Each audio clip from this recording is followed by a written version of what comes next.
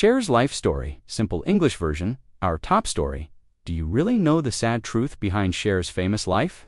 The legendary pop goddess is almost 80 years old now, but her life has been nothing like the glamorous picture most people think they know. The world has only seen the bright lights and fame, but behind all that glitter is a life full of chaos, loss, and emotional pain that never really got better. In this video, you'll see the real hardships Cher went through. Heartbreaking moments that might really shock you. Let's get started. Cher's life started in a home where nothing was certain. Her parents, Georgia Holt and John Sarkeesian, met when they were young. Back then, Georgia was working at a donut shop in Fresno, California, while John was a truck driver, who was known for being charming and good-looking. Their romance was short but intense, and they got married quickly in Nevada, full of young hope and excitement. But things didn't work out like they had dreamed. Georgia soon realized that marriage wasn't what she really wanted, and she left soon after. After some convincing, she agreed to try again for 3 months, and before those months were over, she got pregnant with Cher. When Cher was just 10 months old, her parents split up for good, even though she didn't grow up close to her real father. Cher always felt proud of her Armenian background, which he gave her a part of who she was that would always stay important to her. Her early years were shaped by lots of changes, especially through her mother's many marriages.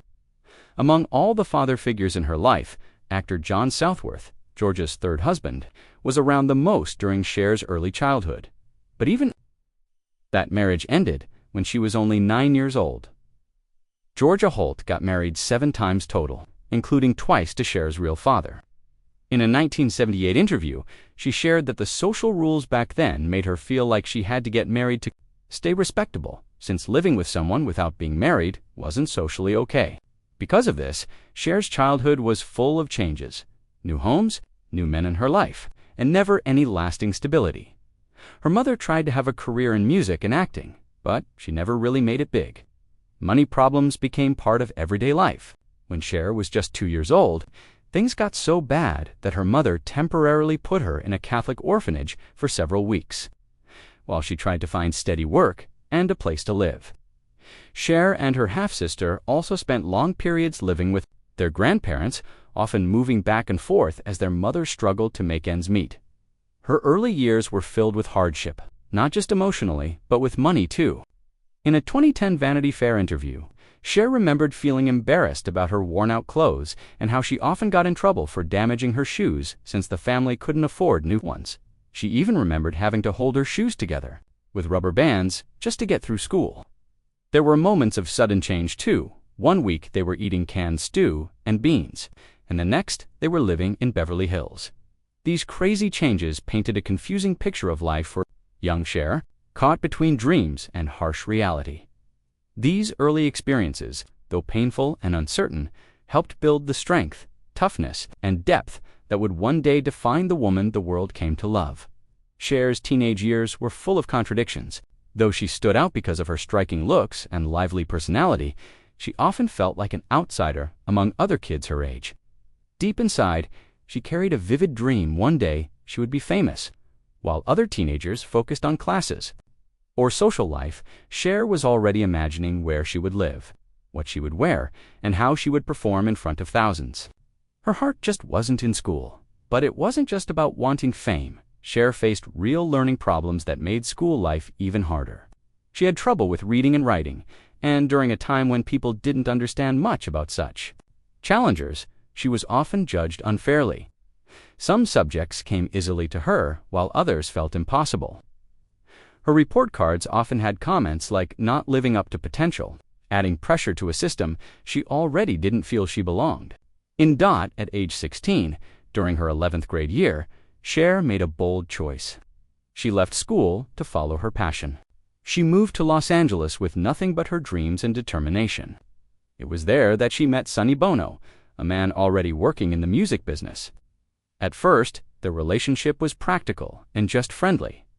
Cher moved into his apartment as a housekeeper, but over time, a deeper connection formed. Their relationship would shape the next chapter of her life. Together, they created a musical partnership that captured the spirit of a generation. Their breakout hit, I Got You Babe, became a cultural phenomenon, an anthem of love and unity during the turbulent 1960s. With their unique chemistry, Sonny and Cher became household names. They kept building on that success with songs like Baby, Don't Go, and The Beat Goes On. Their fame grew rapidly, and the duo decided to try making movies. In 1967, they starred in the comedy Good Times. But despite their efforts, the film didn't meet expectations. Not giving up, they put their hopes into a more serious project, Chastity. Written and produced by Sonny as a vehicle for Cher, but again, the outcome was disappointing, both artistically and financially, putting both of them under a lot of pressure. At the same time, the music scene was changing, and the soft folk pop style they had embraced began losing ground to more experimental sounds. As audiences shifted their attention elsewhere, Sonny and Cher faced declining popularity. To adapt, they switched to a new path, live performances in Las Vegas. On stage, they reinvented themselves as entertainers, mixing music with comedy, and creating a fresh identity outside the studio spotlight. This chapter of Cher's life was one of exploration, change, and toughness. It marked the beginning of a journey that would take her far beyond music into the world of television, film, and a lasting legacy that continues to inspire. Facing growing money problems, Cher and Sonny made a bold move. They reinvented themselves as a live nightclub act in Las Vegas. It was a big shift, marking their change from pop chart toppers to experienced stage entertainers. And while this change was born out of necessity, it unexpectedly became the beginning of something new. Ironically, it was their Las Vegas lounge act, filled with music, sharp wit, and playful banter, that brought them back into the spotlight. The unique dynamic between them, especially Cher's clever and dry-humored comebacks, gave the act a special spark. Audiences loved the contrast, and soon television took notice. In 1971, the Sonny and Cher Comedy Hour premiered, and almost immediately, it became a ratings success. Viewers across the country were drawn to their chemistry, their humor, and their timeless songs. But behind the scenes, their personal relationship was under increasing strain. While both had developed personal lives outside of their marriage, the emotional distance between them had grown. Cher would later think back on how difficult it became to pretend everything was fine. Still, they chose to stay together for the sake of their careers, their public image, and the empire they had built side by side. There was a point where their personal and professional lives were so tangled that even those closest to them couldn't always tell where the performance ended and real life began. According to a diary entry written by Sonny in 1973, he admitted that keeping up the appearance of being a couple was at that time part of what kept everything else in place. But living under that kind of emotional pressure comes at a cost. By 1974, it became impossible to keep the fake act going. Cher eventually filed for divorce, and in 1975, their legal partnership, as well as their marriage, came to an end. What followed was not only a personal separation, but a deeply challenging moment in Cher's life. For years, she had trusted Sonny to handle the financial and business side of their work, focusing instead on performing. As a result, when their partnership ended, she found herself in a difficult financial situation. She left the marriage with very little and was faced with big financial burdens. It was a heartbreaking turn for someone who had given so much to the partnership, not just her talent, but years of dedication. Their split marked the end of an era, and while it would become the beginning of her solo rise, it came at a heavy emotional and financial price. This chapter in Cher's life was one of painful change, letting go of a bond that had defined her for over a decade and starting over, with nothing but her toughness, her voice, and a will to survive. The world saw her shine on television, but few knew the storm she was weathering behind the curtain. After the end of her partnership with Sonny, Cher stood at a crossroads. For the first time in many years, she was stepping into the spotlight. Alone, with no partner to lean on, no financial cushion, and a career that many assumed would fade without the duo that made her famous. But Cher, true to her nature, refused to disappear. She launched her own television show, simply titled Cher. It was a leap into the unknown, especially after being told that she would not succeed without Sonny by her side. Yet, in a twist that surprised even her, the show was a hit. Audiences embraced her as a solo performer, proving that her star power had never depended on anyone else. At the same time, Sonny tried to launch his own program, the Sonny Comedy Review. But while Cher's show flourished, Sonny struggled, and his show was eventually canceled after just one season. Their professional paths, once so closely connected, had now gone in different directions. Though she had found success on television, Cher's journey in music was far more difficult. Her 1975 album Stars barely made an impact, landing low on the charts. Her next release, I'd Rather Believe in You in 1976, did even worse, failing to chart at all. Still, she pressed forward. In 1977, she released Cherished, but the result was heartbreakingly familiar. Despite her efforts, the album didn't connect with listeners, and again, it failed to chart. Adding to the challenge, she started a musical collaboration with her new husband, Southern rock musician Gregg Allman. Together, they recorded the album, To the Hard Way, credited to Allman and Woman. But the album didn't generate excitement among fans of either artist. Its reception was cold, and the project quickly faded by 1978. Cher's career seemed to be losing momentum. Warner Brothers ultimately ended their contract with her, and a period of uncertainty followed. This chapter in Cher's life was one of quiet struggle, fighting to prove herself once more in an industry that often celebrates reinvention, but rarely makes room for it. It was a test not just of her talent, but of her toughness. She had shown the world she could rise after personal loss. Now she had to rise again, this time from the weight of professional setbacks that threatened to dim her light. Shortly after finalizing her divorce from Sonny, Cher's life took another unexpected turn. In 1975, she entered into a whirlwind romance with Gregg Allman, the acclaimed Southern rock musician and frontman of the Allman Brothers Band. Just 3 days after her separation from Sonny became official, she and Gregg decided to marry. What seemed like a new beginning soon became a deeply turbulent chapter. Only 9 days after the wedding, Cher filed for separation. The world she stepped into with Gregg was very different from the one she had known, one filled with a lifestyle she had not been prepared for. It was a sudden collision of two very different worlds, yet hope remained. Gregg expressed a desire to change, to build something lasting with Cher. He made efforts to heal the cracks that had quickly formed. Their bond, though fragile, was not yet broken. A month later, the couple got back together, trying once again to create something meaningful together. But the challenges didn't disappear. When Cher made the difficult decision to reunite with Sonny for a reboot of their variety show in 1976, it put further strain on her marriage to Gregg.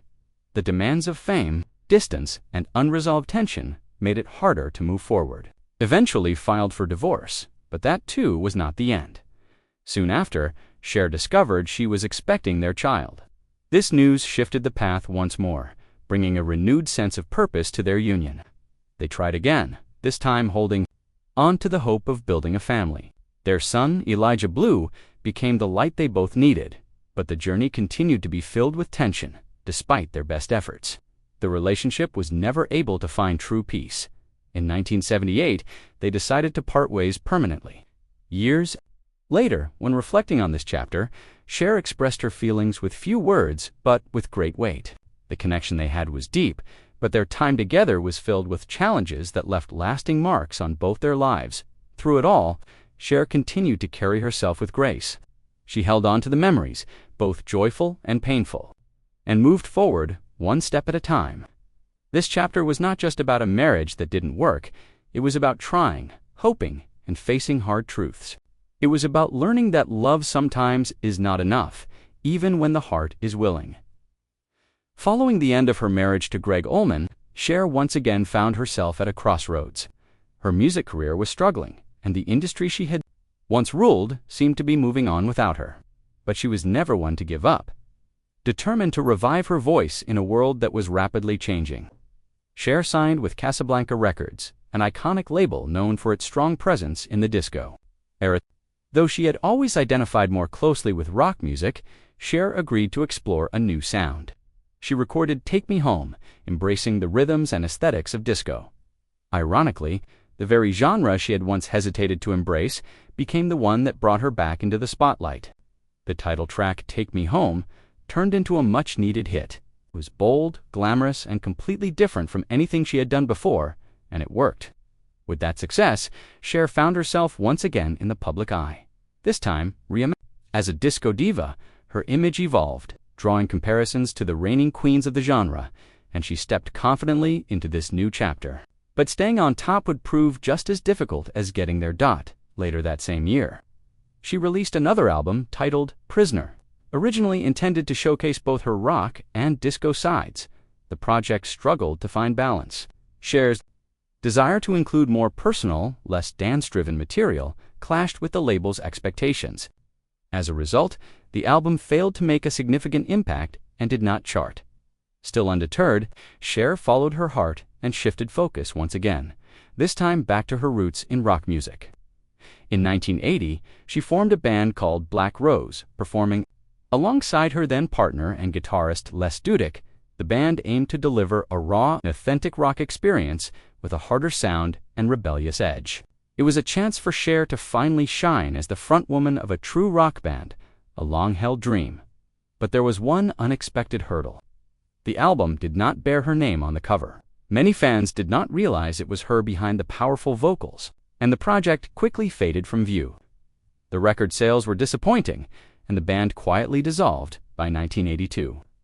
Both the musical collaboration and her personal relationship had come to an end. Yet, even in these moments of setback, Cher never lost her resolve. She kept moving forward, willing to try new directions, always searching for the sound and space where she could once again feel at home. This chapter in her life was filled with trial and error, highs and lows, but it also revealed the very essence of who Cher was and is, a woman who refuses to stand still. A performer who reinvents, rebuilds, and rises again. Even when the world is not watching, after facing challenges in music and personal heartbreaks, Cher made a courageous decision. She turned her focus to something entirely new, acting. It was not just a career shift. It was a leap of faith at a time when she could have quietly stepped back. In 1983, she took on a supporting role in the film Silkwood, acting alongside industry legends Meryl Streep and Kurt Russell. The story, based on the real-life events surrounding Karen Silkwood, was powerful and intense, and in it, Cher delivered a performance that stunned audiences and critics alike. Her role earned her a Golden Globe Award and an Academy Award nomination for Best Supporting Actress. For many, it was the first time they saw Cher not just as a singer or entertainer, but as a serious actress with depth, range, and heart. This marked a turning point. Over the next few years, she continued to build her reputation in Hollywood. She took on roles in critically acclaimed films like Mask and Suspect, further proving her ability to command the screen in both drama and complex character work. But the moment that truly cemented her place in cinematic history came in 1987. That year, Cher starred in Moonstruck, a romantic comedy that would change everything. Playing the role of Loretta Castorine, a widowed Italian-American woman torn between reason and passion, Cher gave a performance that was both charming and deeply moving. The film's warmth, humor, and emotional honesty captured the hearts of audiences around the world, and Cher, with her unmatched presence and authenticity, won the Academy Award for Best Actress. It was more than a trophy, it was a powerful statement. A woman who had been doubted, dismissed, and defined by her past had just become one of the most celebrated actresses of her time. This chapter in Cher's life was not just about success, it was about transformation.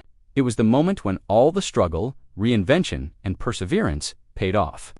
She had started over, and she had triumphed. The girl who once felt like she didn't belong in school, the young woman who wore rubber bands on her shoes, the entertainer who had been told she would not survive without her partner, now stood at the top of Hollywood on her own, just as Cher had reached the pinnacle of her acting career. With awards, acclaim, and powerful roles confirming her versatility, life took yet another unexpected turn. While filming The Witches of Eastwick in 1987, Cher began to feel unwell. At first, the symptoms seemed minor, but over time they became impossible to ignore. What began as fatigue eventually led to a more serious health condition that would deeply affect her life for years to come. Though she was known for her energy and strength, Cher suddenly found herself battling a virus that weakened her body and spirit. The toll it took was far greater than anyone could see from the outside. As the illness progressed, she developed pneumonia and was forced to step away from her work completely. For 2 years, she could not act, she could not sing, she had to say no to roles she had long dreamed of, because her body simply would not allow her to go on. In an interview with the New York Times, she later shared just how painful that period was, not just physically, but emotionally. She said, "I was really upset about it. And who could blame her? To work so hard, to rise so far, and then be stopped by something completely out of your control. It was a quiet kind of heartbreak, the kind that builds in silence, away from cameras and applause." When Cher finally returned, she had to rebuild once again from the very beginning. This chapter was not marked by public drama or headlines. It was marked by quiet suffering, by strength that no one saw, and by a woman learning once again how to rise after being forced to pause. As Cher continued building her solo career in music and film, Sonny Bono began a transformation of his own, one that surprised many who had followed their journey. By the late 1980s, Sonny had stepped away from the spotlight of entertainment and entered an entirely different arena. In 1988, he was elected mayor of Palm Springs, California. It was a striking new chapter for the man who had once stood beside Cher on stages and television screens across the world. But Sonny was determined to make a difference. He continued to rise through the political ranks, and in 1994, he was elected to the United States Congress, representing California's 44th District. It was a new role, one that brought him both respect and responsibility in a space far removed from show business, though their romantic relationship had ended long before. Cher never stopped recognizing Sonny's role in her life. Their partnership had shaped a generation and shaped her. Then came a moment that no one was prepared for. While on a vacation in Aspen, Colorado, Sonny was involved in a tragic skiing accident. News of the incident spread quickly, and the world was stunned, but no one felt the impact more deeply than Cher. As soon as she heard, Cher flew from London to Los Angeles to be with her family.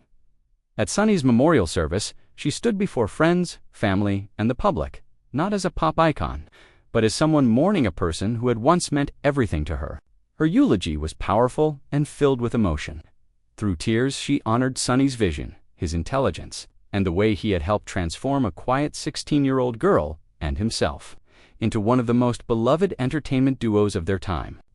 She spoke not of the tension or the pain of the past, but of the respect and gratitude that remained. She reminded the world that behind the comedy, behind the music, behind the show, was a man with dreams and the courage to follow them, even in the most unexpected directions.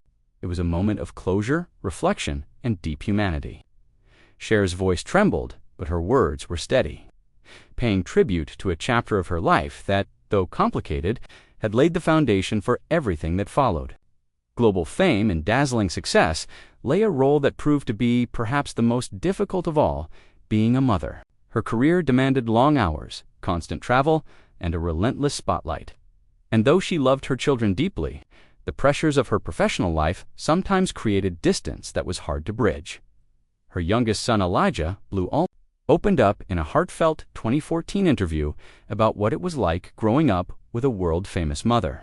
At the age of just 7, he was sent to boarding school, a decision that, for a young child, felt like abandonment. When you go to boarding school at 7 years old, it's kind of hard to feel like you're not being shunned, Elijah said, expressing the quiet pain he carried from those early years. The separation during such a formative time left a lasting mark on his heart. Though now an adult, Elijah admitted he was still processing the emotions from his childhood. "I'm at an age where I'm making peace with it, because you just have to," he shared honestly. "But it still doesn't mean it's right." In 2013, there was a moment of hope. Elijah and his wife, Mary Angela King, briefly moved in with Cher in an effort to reconnect and rebuild. It was a time of promise, a chance to heal old wounds and rediscover their bond. But life, as it often does, complicated things. A dispute, details of which were never made public, caused the fragile connection to fracture again, and once more the mother and son found themselves distant. Still, Elijah did not speak with bitterness. He described their relationship as a work in progress, acknowledging that while much had been resolved, some things remained unspoken. "When you're an adult," he explained, You take on a different sort of tone than when you're an adolescent, but there's unresolved stuff for sure. And yet, through it all, one thing remained clear. Elijah loved and admired his mother deeply. She's really talented. She's gorgeous. I mean, she's Cher. What's not to love? He said with quiet sincerity. Their story is not one of perfect reconciliation, but of human complexity, of a mother and son finding their way through the shadows of time, fame, and pain. It is a reminder that behind every icon is a person, and behind every person, a journey. Cher's path as a mother was not defined by tradition, but her love for her children remained constant.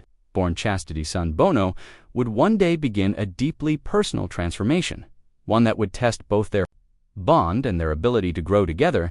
In the late 2000s, Chastity began the process of transitioning from female to male.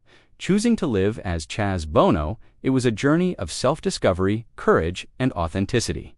For Chaz, it meant finally stepping into his true identity, but for Cher, the process brought a wave of emotion, uncertainty, and fear. Even though Cher had long been celebrated as a symbol of acceptance and strength in the LGBTQ community, she admitted that Chaz's transition was not easy for her at first. She wrestled with the emotions of letting go of the daughter she had known and the unknowns of the son she was just beginning to understand. In an interview with Pride Source, Cher candidly shared, "I did not go through it that easily." She expressed her initial fears, wondering who Chaz would become and whether she would lose a part of her child in the process. But something more powerful than confusion began to take shape: love. Cher not only supported Chaz's transition, but became a passionate advocate for his happiness and his right to live as his true self. She listened, she learned, and above all, she chose love over fear, reflecting on how far they had come. She shared, "Chaz is so happy now, and we get along better than ever." Their relationship had grown stronger, deeper, and more genuine. Chaz's journey was not just about personal transformation, it was about the power of being seen, understood, and accepted, first by oneself, and then by the people who matter most.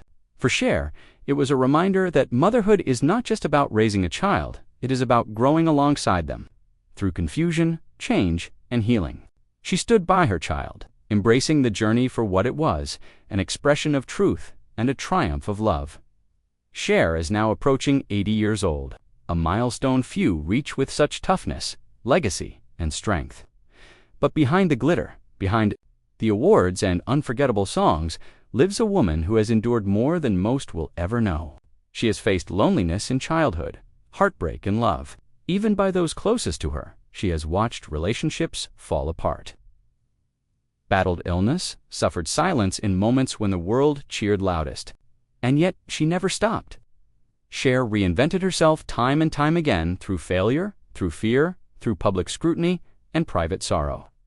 Each reinvention was not a performance, it was survival. It was power reclaimed. She has lived many lives in one lifetime. The daughter, the mother, the icon, the outsider, the voice for those who had none. And through every chapter, joyful or painful, she stood tall with defiance, with elegance, and with that signature fire in her spirit. Her life may not be perfect, it may not be easy, but it is real, and it is hers. And maybe that is what makes her story so unforgettable. So if this journey has touched your heart, if Cher has ever given you strength through her music, her story, or simply her presence, please share your thoughts in the comments below. Let us know, and together, let's celebrate the strength behind the spotlight.